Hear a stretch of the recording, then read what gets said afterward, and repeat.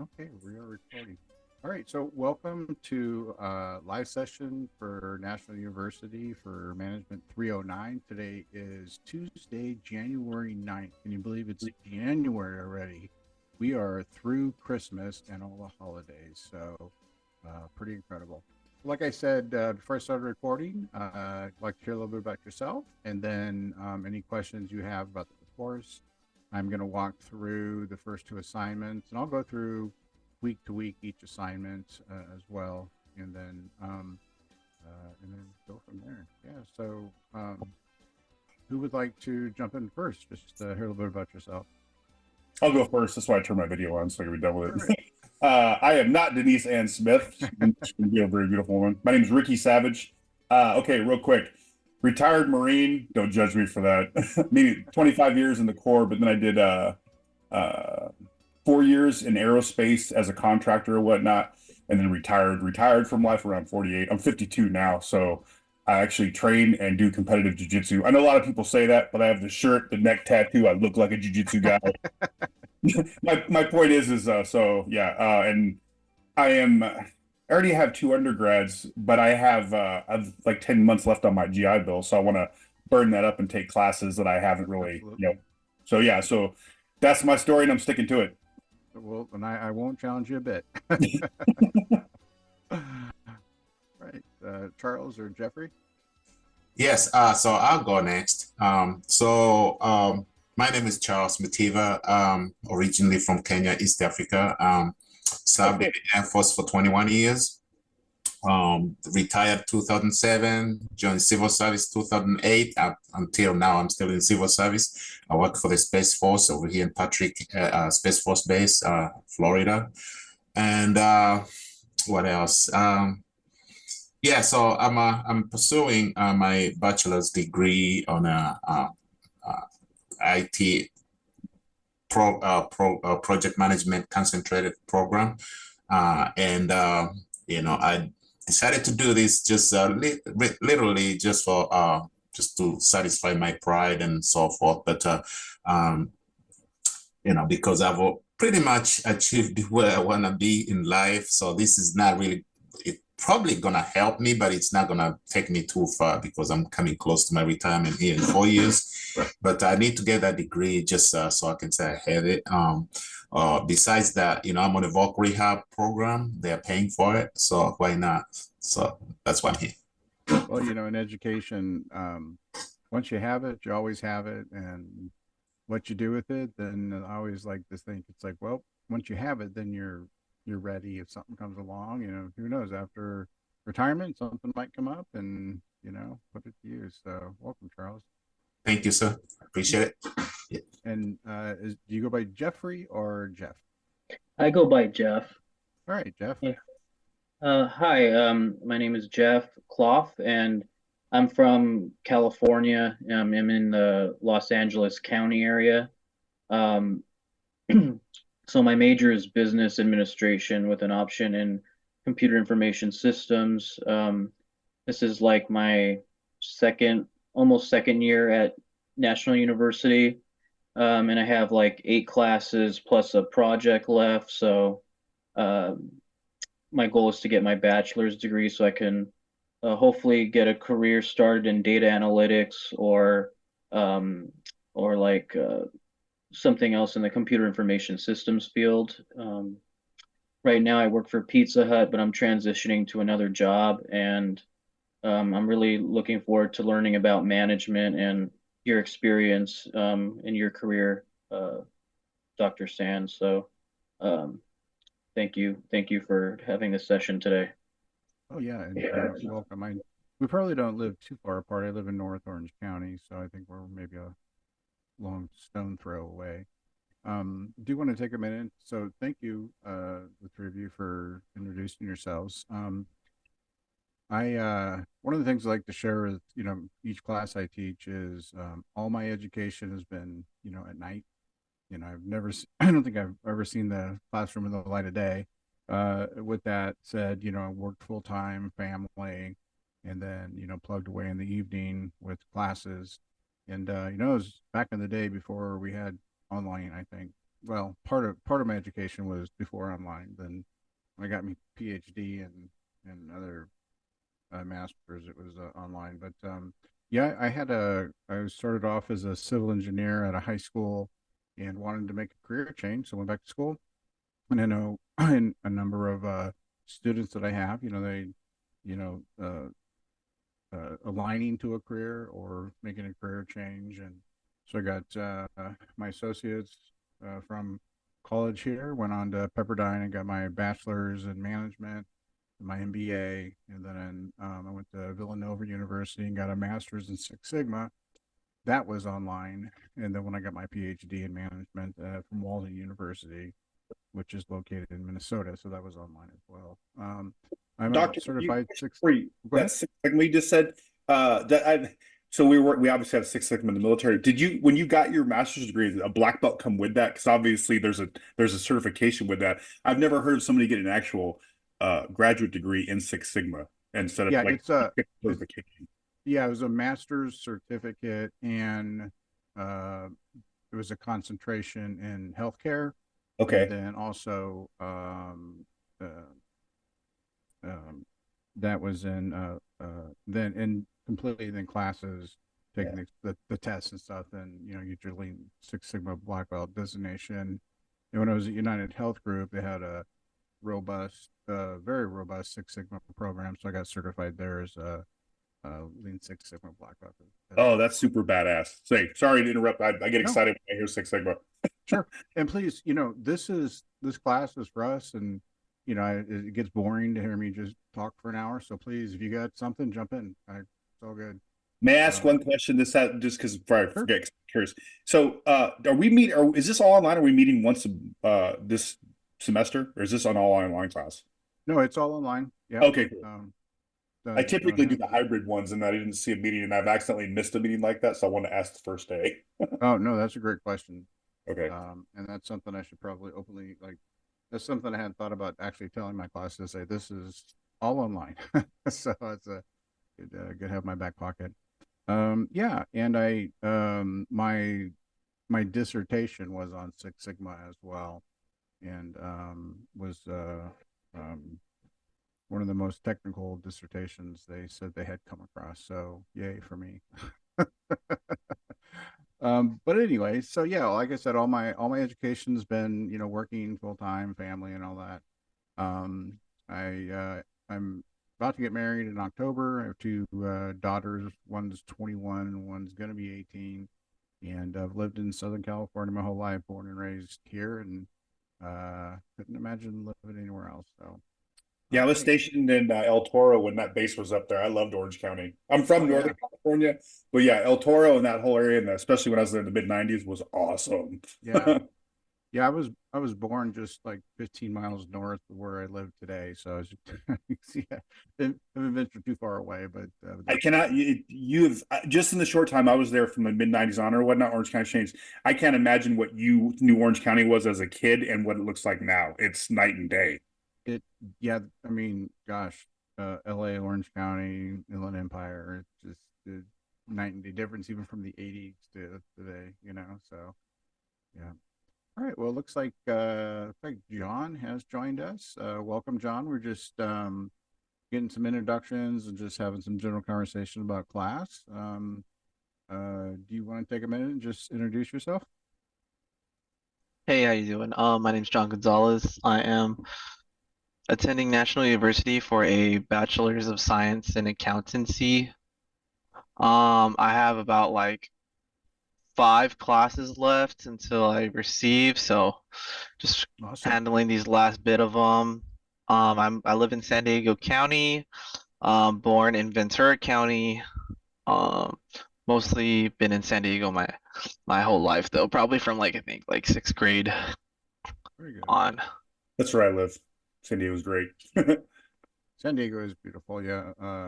Jen and I like to go down there for the day or weekend or whatever and hang out. So that's definitely a beautiful area for sure. All right. Why don't we? Oh, just at my professional experience, I've worked for a number of Fortune-sized companies. Currently, I'm a director of optimization at Providence Health and Services.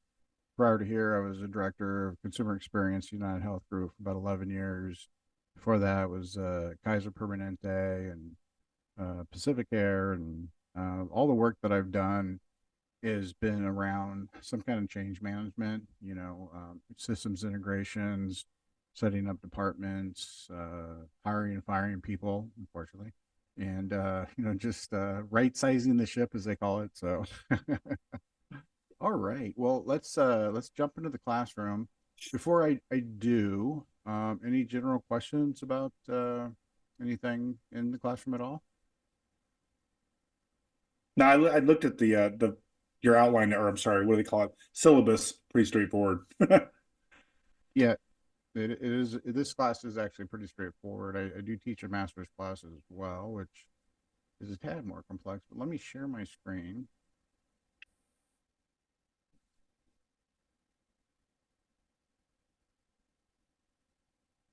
All right, I had three monitors. So I want to make sure I get the right one.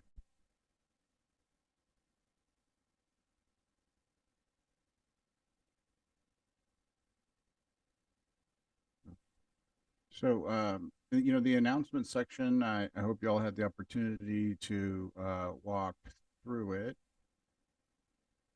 There we go. So if you haven't, it's good to just take a minute to see what all the announcements that I've posted coming into class, and then definitely check out at least at the beginning of the week, or at least check it once during the week. I do post announcements weekly. Like I said, this live session's on Tuesday, and then my goal, which I usually do, is post the recording on Wednesday morning, because I do like to get it out for the folks that can't attend, or if they wanted to, y'all want to watch a section of it again. So that's the announcements. Let's see here.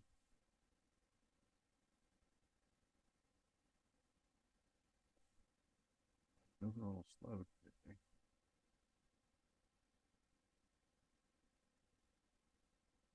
I swear I'm not using dial-up. You want to go to content.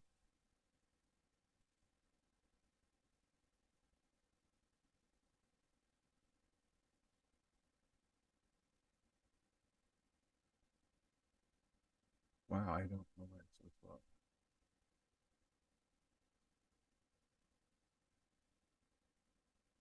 Right. So for, as if you've had an opportunity to go through the classroom, then each week, week to week is similar, with your discussion, posts that you have, and to have that in, timely, and then, to respond to your peers. Each week you have your assignments that are due, and then a quiz, and that really is week to week of the 4 weeks. It follows the same pattern, and then it's good, to go into each module, which they used to call it week, but now it's module. But obviously, module one's week one, and to understand what is on T for the week, and what the learning objectives are for the week as well. Each assignment is pretty well contained as far as um you know providing you something to read, and then doing the work based on that.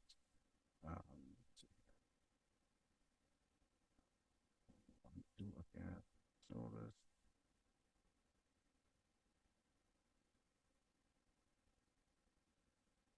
And I did post in the discussion area.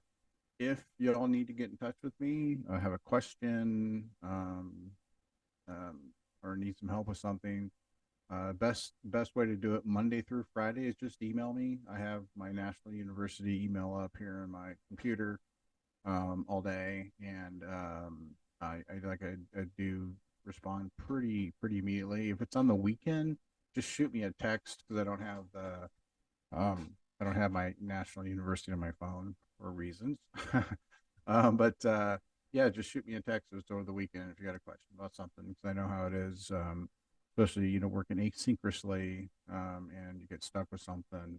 it may not, waiting to the Tuesday live session might be just a little late if you're, working on assignments since they're due on Sunday. So if it's over the weekend, just shoot me a text and I definitely will respond very quickly. One of the things here on the syllabus I just wanted to look at, and I'm sure you've all looked at it already, is just, the when assignments are due with the rubric here, in week 1, and 2, 3, and 4. Like I said, it's pretty consistent from week to week with your discussions, your 2 assignments and quiz, etc., all the way down. Assignment 8, which I will discuss in a couple weeks, is your what they call your signature assignment. It is a larger assignment and is worth double the points of your weekly assignments as well. So I do recommend look at that sooner rather than later. Let's start to get an idea of what you'll be in for. So because as we know, these 4 weeks you blink and these 4 weeks are over and you're out of class. So better to get a jump on that. Just wanted to look at this table here. If y'all had seen this in the syllabus, this is a good thing to print out or just have it really available to ensure that you know what all the assignments are due. All right. So what I do want to do is look at, let's jump over to the discussions.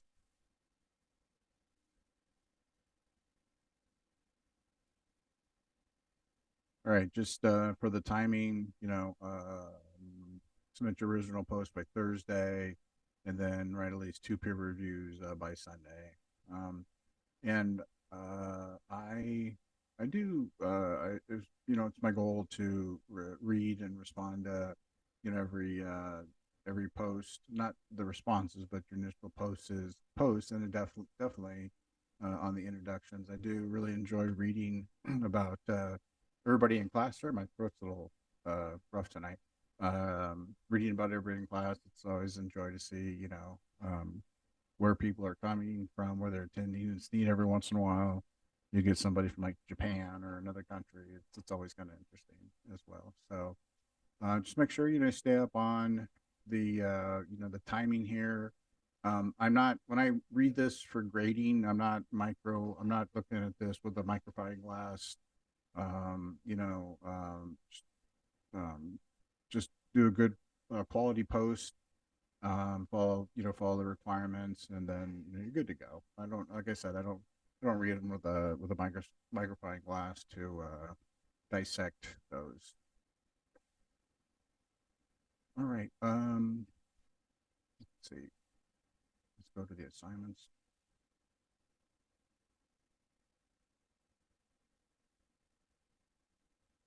How question here, gentlemen? How are you feeling about your APA skills?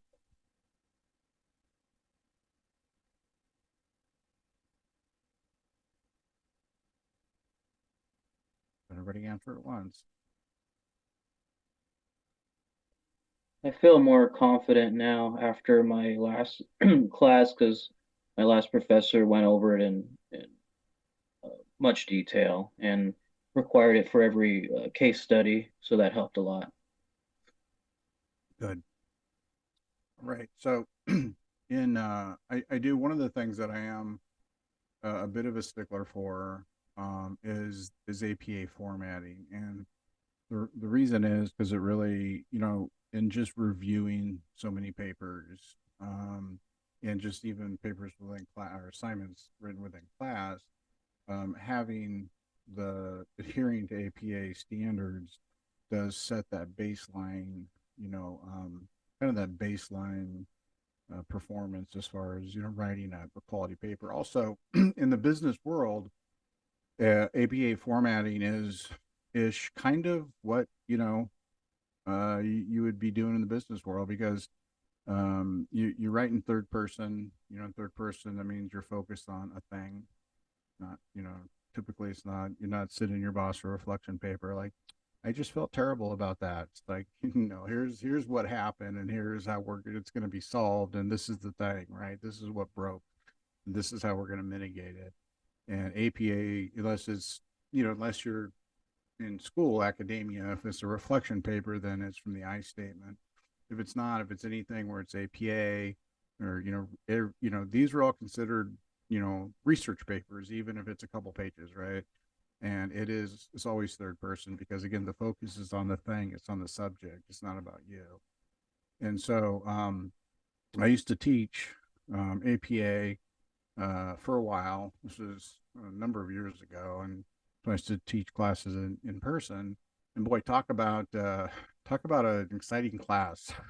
You imagine being in class someplace for 2 hours, going through APA over the course of 4 weeks. But anyway, with that, I have become very familiar with the APA manual, and it's a really great manual. It has a lot in it though, and like when you're writing a dissertation or maybe a big capstone project, then yeah, there's a number of requirements in there that you're going to use. But for the size papers that are written, in these classes for these assignments, it's a couple pages, right? And so what's important is just to get the basics down and you get real proficient at that. And Jeff, hopefully, what you learn from your other professor is hopefully what I'm going to tell you is a repetitive story because APA is APA and you really don't spin it different ways. So um, what I did is, and you'll see this everywhere. So I mean, it's just one video that I created. It's just like 4 minutes, and it talks through the basics. Also, in your getting started section of class here, there's also a discussion on APA, and they provided the sample paper. I had created a sample paper as well that I used to provide, but this one from the university is pretty new. And when I saw this, I'm like, oh great, this is even better than what I had created. So, your title page, easy for me to say, is the title of your paper right here, and that's typically the assignment name, your name, and if it's a group project assignment, it would be your group name and with the group members. And then you could just put National University here, your course code, name of course. So, management 309, I think principals management, right? My name, and then the due date when your assignment's due. So all title pages should look like this.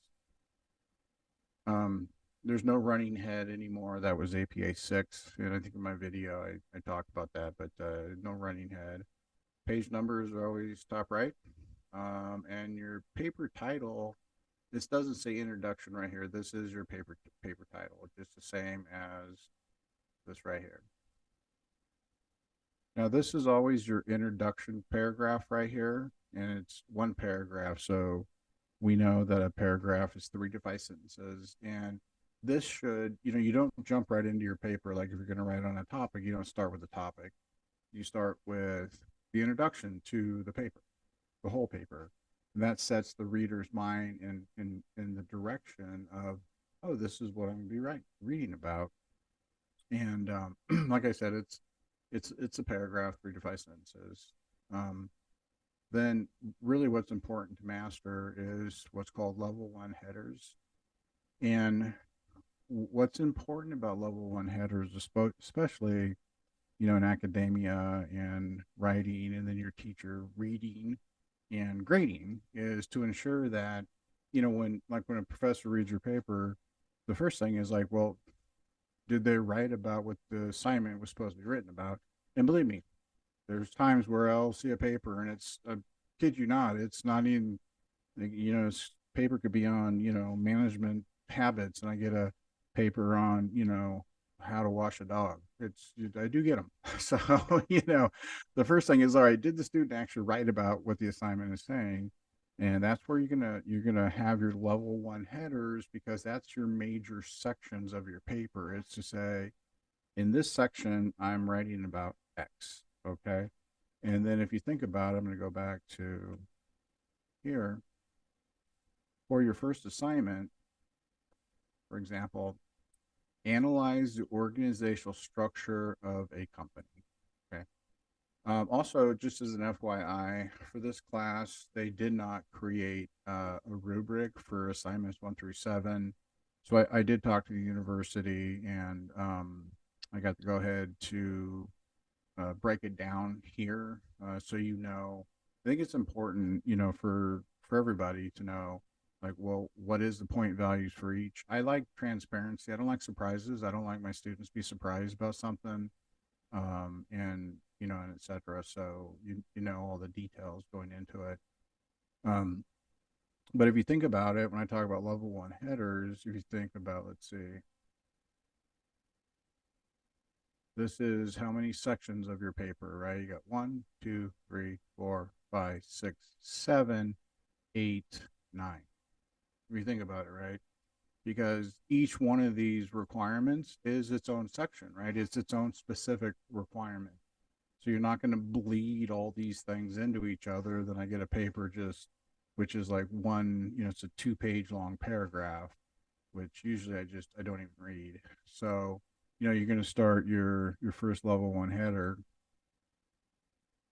like your level 1 header right here. If you look about the requirements, you're going to say list company name, industry type, their primary products, and their target audience. So, your level 1 header can say, company name and area, something like that, right? Company name and industry. Right here, company name and industry. So when I look at your paper, my company name and industry, yep, they are writing about the right thing. And then I'll read it to ensure that you know what you're writing. And then the next requirement is explain if the organization is international, national, regional, or local. And then so you figure, your next level 1 header. Now they only do that once, or they do a level 1 header. So your next level 1 header is going to be just that. Say a company, location, or company, um, international company, or something like that. Or if it's regional company, and then you're going to write about it. So then I know I got to look at it, go regional company, national company, that's there, and et cetera, all the way down. So that way, also, I advise the students, look, first thing you do, write your write your title page, go to page 2, and then use the level 1 header as an outline, right? So you got your intro paragraph, first level 1 header, company name and type. Then boom, next level 1 header, company, international company. Next level 1 header, explain type of structure, company structure.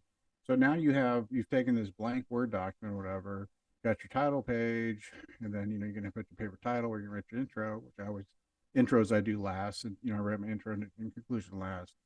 But then you put in your level 1 headers with exactly what you're supposed to write about, and then that way you have your outline. It's exactly what you're going to write. And this becomes, especially if you're doing like a group project and somebody's got to take different sections, then the outline's there. Because maybe you want to write about um, how does the organization structure impact performance, maybe before you even put down where it's located, because that's it's just what you want to write about first. Anyways, I'll stop it there. I think hopefully that makes sense, and hopefully that's not new news to anybody. Well, let me pause there just for a minute and get some input from y'all. Get your thoughts. Will you have something like this for every assignment? Sorry. I will. Assignments 1 and 2, I actually created these today. As far as the instructions are currently in every assignment. I did the point values and the percent on this grid today for 1 and 2, and then I will definitely put the point values and percents in for assignments 2 through 7. Excuse me, 3 through 7. As we before each week, so how many point values there is and how many percentage points and things of that nature. Thank you.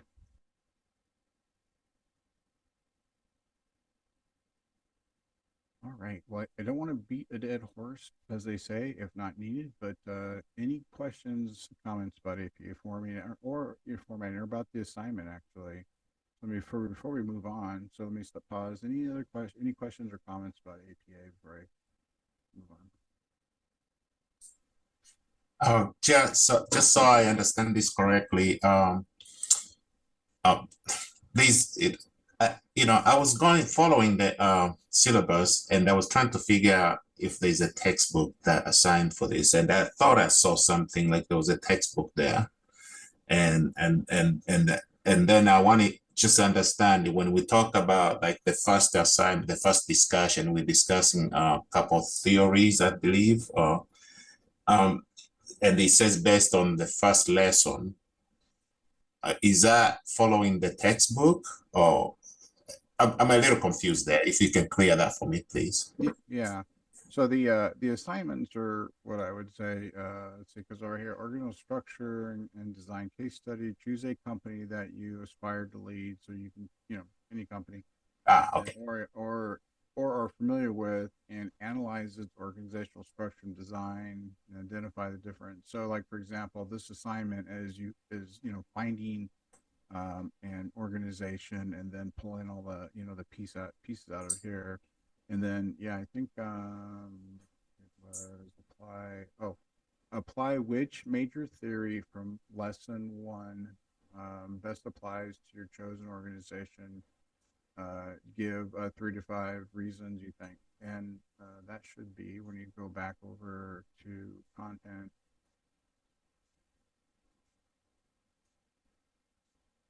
Then go to module 1, and then right here is you see lesson 1, principles of management. Okay. And then let's see, wait, there we go. So when you expand that, so lesson 1, principles of management, and then reading through basically this section here, principles of management, and then going through this series right here in management theory. Okay, I got it now. All of a sudden, it just clicked. Yeah. Yeah. Got it. That's one of the things I've been teaching for. Well, gosh, I've been teaching at the university level since 2007. I've been teaching with national now since 2020 or January 2020. But what I've seen is a lot of the shift are really providing, all the resources needed right in the classroom. So it's not like, hey, just go get this book, but they do also provide the references, for where they got the material from. So they've done a really nice job evolving to really make each class like self-contained almost, That is a good question though. It's like, where is that information? So right in the lesson 1, and it's all right in here. And then they do provide a nice case study to read through, as well. Just a short little page, just get some additional information. And Yeah, then that explains it. Thank you so much. Yeah. Let me go back here. Okay. So that's the assignment. Yeah, pick a company, read through what we just walked through on management theory, and then that will give you all the ammunition or information you need to write about it. And let's see here. Minimum 4 pages, and that does fluctuate from assignment to assignment, because assignment 2 is, I think, 2 pages. References include a minimum of 4 scholarly references. And so, a scholarly reference means, you can't use Wikipedia. Wikipedia needs to be a scholarly article or, book, that kind of thing. Of course, academic, writing mechanics, grammar, formatting, etc. Now, week to week, I usually don't go through, hey, I'm going to, grade you on mechanics and grammar. That's pretty well understood. And I think, like I said, we've talked a lot about APA this first week. I like to really hit that hard and, first class, and then I leave it up to y'all. Okay, so let me, any questions about this assignment? So another thing too, like in our live sessions, you can always bring any question about, our class to these. If you don't, email it to me. If you just wanted to bring it here live, bring any questions. What I do is I go through this, this first week, I kind of look at the classroom and look at the syllabus and talk about, general things, look at the assignments, and then, week to week, in addition to fielding any questions you have, I talk specifically about the assignments because what I have found is just ensuring that the students are crystal clear on what's expected to be delivered on an assignment. Then what I have found is that it really improves your scores because we have this conversation, you get to ask questions. I specifically explain this is what I'm looking for. This is exactly what is being requested of you, by the university here. So we're on the same page because, I don't think I need to, you know, read through, uh, management journal articles. That's what y'all get to do, during the evenings is read that stuff. So what I do is I go through the assignments very specifically, ensure there's a clear understanding because I'd love for y'all to get an A, right? And what do you get graded on? Your assignments. So I do talk to you about detail in that, and then like I said, if you have any questions, bring them, and we'll talk about anything that I don't cover or you got questions about.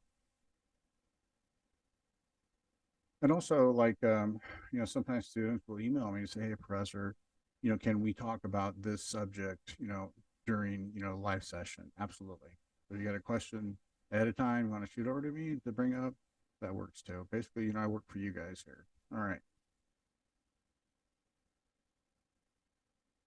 So assignment number 2. So this is create a simulation of a diversity, equity, and inclusion decision-making scenario. All right, so let's see here. Background. Decision-making simulation. Create a simulation of a diversity, equity, and inclusion DEI decision-making scenario that an organization might face. Analyze the different types of decisions and decision-making techniques that could be used to solve the problem. What are the common diversity, equity, and inclusion topics trending in your field? Pick one and use it in decision-making scenario assessment. It's important to be thoughtful and consider the sides of all involved. Be sure to refer to the APA inclusion language guidelines and book provided in your course resource library guide. Okay, so the scenario is scenario background. Describe the diversity, equity, inclusion decision-making scenario for this assessment. Give an in-depth narrative background story. Number 1. And then number 2, which of course that's the scenario background. So you're creating that background. Then management and organizational structure. Describe the type of organization for the scenario. Describe the narrative background of each participant in the scenario. So as you can see, this is kind of cool because you get to create this, right?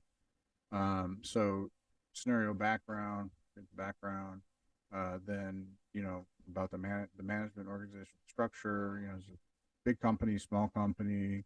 What's the layering? Is it a matrix organization? That kind of thing. Describe the narrative background of each participant in the scenario. So, I mean, if you think about it too, like a lot of large companies, not saying small ones don't, but my experience with large companies, every year you got to do your compliance training, and they usually always have a scenario based situation where they'll talk about like Sheila reports to Jim, and I'm just making these names up. Sheila reports to Jim, and when she went to ask him a question on about a work product due on Tuesday, Jim didn't answer the question and asked Sheila out. And then they'll talk about, well, is this what kind of ethical dilemma is this? Now she's feeling pressure from her boss, that kind of thing. So it's that kind of scenario we're talking about, here. Then again, that's just something off the top of my head. But it could be, well, I've seen that a lot in those training videos. So, okay. Describe the disagreement, and the disagreement can be like something, like I said, even,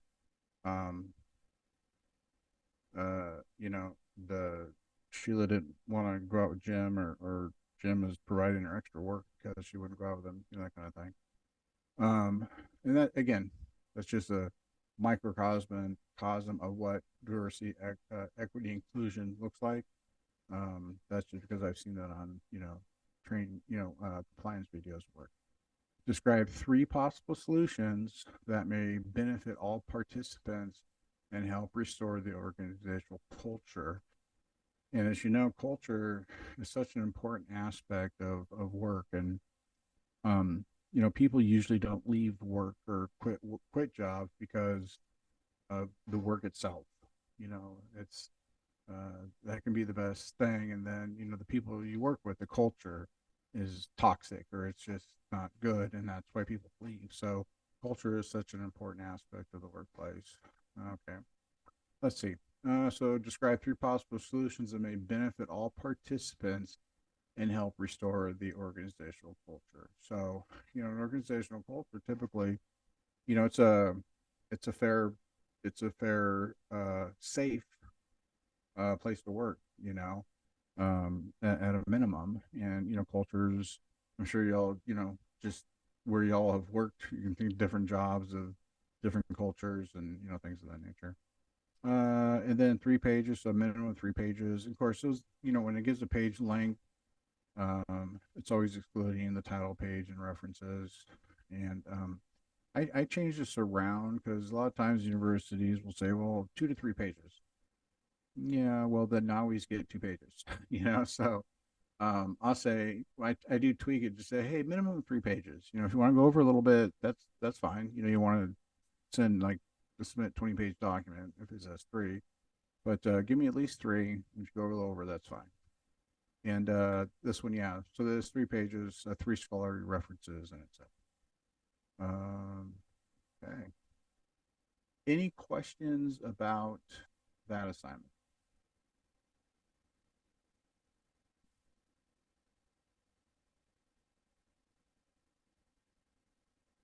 Yeah, one of the other activities that, because I want to jump over here quickly, when you go through the lesson, principles of management, like right here, it's a principles of management, management theory is you go through here, and then on down. And this one right here has let's take this one right here. So just again, Maslow's hierarchy of management, change management, which I live in that space. And then what was the case study on here? The case study, exploring application development, transformational leadership, and chief executive offices. Okay, I want to talk about that. And then here, principles of transformational leadership. So I just want to make sure we hit the actual topics of each of that. All right. I look to grade all your assignments every week by Friday. So, everything's due by Sunday. I always grade your discussion responses first. And then, then I grade the assignment. And then my goal is to every week, which you turn on Sunday. I usually grade, the first few days of the week. But again, to grade at the longest point out would be by, the next week before Friday. But I usually try and get everything graded and done back to you by Wednesday. Just, manage expectations. Because I know it's important, to get those back, because to see how you did, because, you work on another set. You want to, need to correct or course correct for the next assignment you're writing. And I think that's it. That's everything I had wanted to go through today. Any questions based on our conversation, or anything you didn't think to ask us yet? Sorry, so once again, so in regards to late assignments, was there anything on the syllabus about that? Yeah, there is, and that's a great question. I really appreciate you bringing that. Let me go over to the assignment, to the syllabus.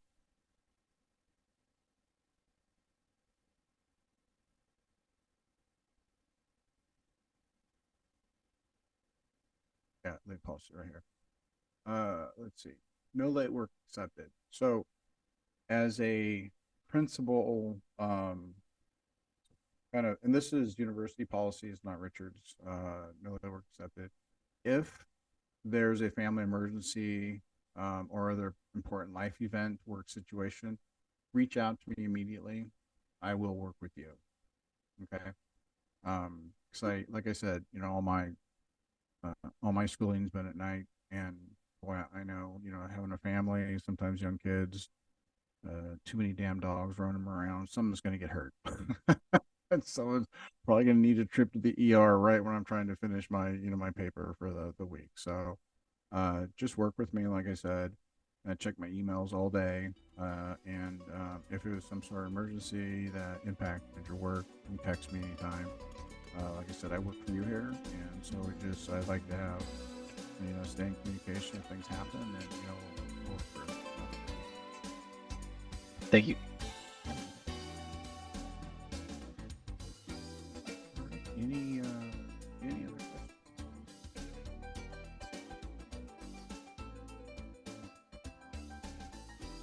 All right. Well, thank you all so very much for showing up this evening, and it was really nice to meet each one of you here virtually. And I wish you much success in this class. We're in it together, and just again, it's 4 weeks, and you blink, and you're on to your next class. So don't get behind, because that's hard to make up. So I think that's it. We can close it out for the weekend. For the session. Thank you. All right. Thank you, everybody. Have a Thank safe you. night.